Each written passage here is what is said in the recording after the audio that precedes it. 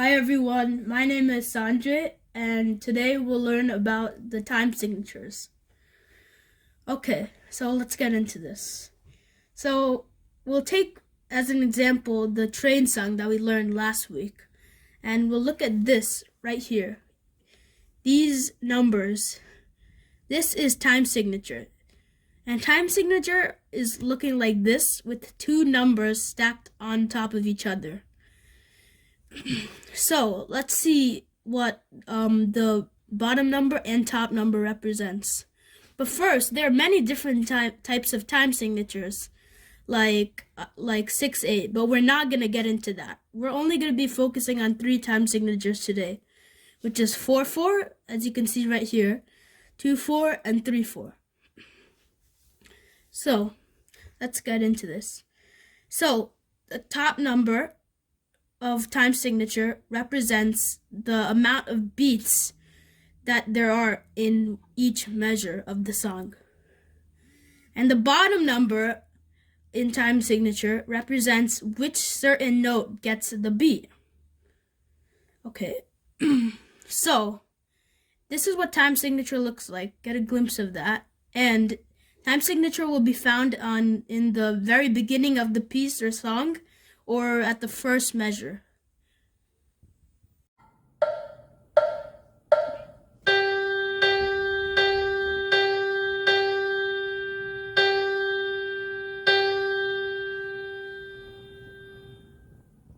Okay, so now that you heard the computer of 4/4, let's get into the actual 4/4 time signature. So, since you know that the first number on top, the very top number of time signature, means that that's how many beats are in each measure. So this will, according to that principle, that means there will be 4 beats in each measure. And we can see that it happens here. Because look, we can see 4 quarter notes in the first measure, and a quarter note goes for 1 beat. So 4 times 1 will be 4 quarter notes, and 4 quarter notes is 4 beats. And that is basically what the principle says, that 4 beats will be in each measure. So that's what basically happens. And let's see, on this measure, we have 2 half notes. 2 half notes is 4 beats, because a half note is 2 beats, and 2 half notes is 4 beats. So that is 4 beats, and that same thing applies to the first number, 4 beats in each measure. It has 4 beats in this measure. Let's also look at the whole note. A whole note goes for 4 beats, so we only need 1 whole note. You can't put 2 whole notes. So that applies to 4 beats. And the measures cannot have over 4 beats or under 4 beats. It has to be 4 beats. If it's over 4 beats, like 5 beats, or if it's under 4 beats, like 3 beats, it's not 4/4. It's some other time signature. So let's look at the bottom number. So we saw that the bottom number is that the certain note gets a beat. So whenever there's a 4, it's the quarter note getting 1 beat. So that is basically it. The quarter note gets the beat whenever there's a 4. In 4/4, 3/4, 2/4, the quarter note will always get the beat because the bottom number is 4. And that is basically 4/4.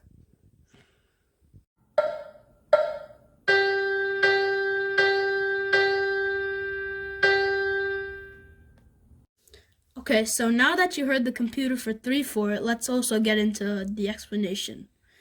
So, as we heard of the first number, it is how many ever beats are in each measure.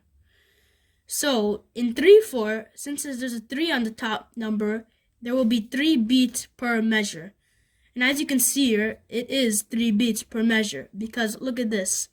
In the first measure, there are 3 quarter notes.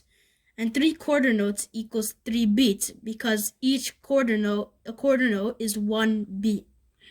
So this is 3 beats, and that is actually satisfying this rule on the top number.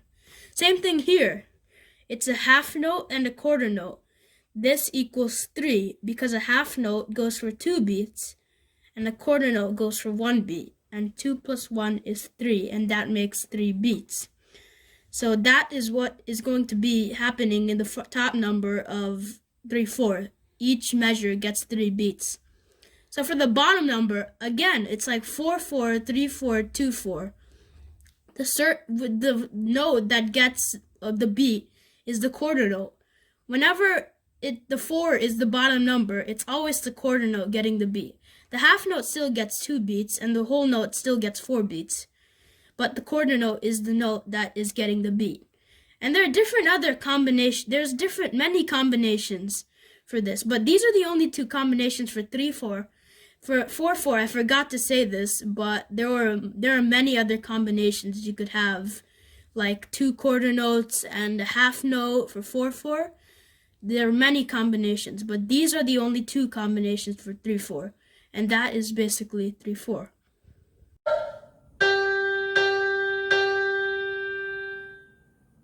So now that you saw the computer on 2/4, let's get into it.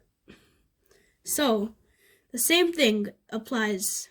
The top number is basically how many beats are in the measure, each measure. So in 2/4, there are 2 beats per measure because the 2 is the top number. So let's see here. There are 2 quarter notes in the first measure. That satisfies the top number because 2 quarter notes is 2 beats because each quarter note is 1 beat. And 1 plus 1 is 2. Let's look at this measure now. This is a half note, and a half note by itself is 2 beats. So you can't have anything more than a half note in this measure. So that also applies to this rule.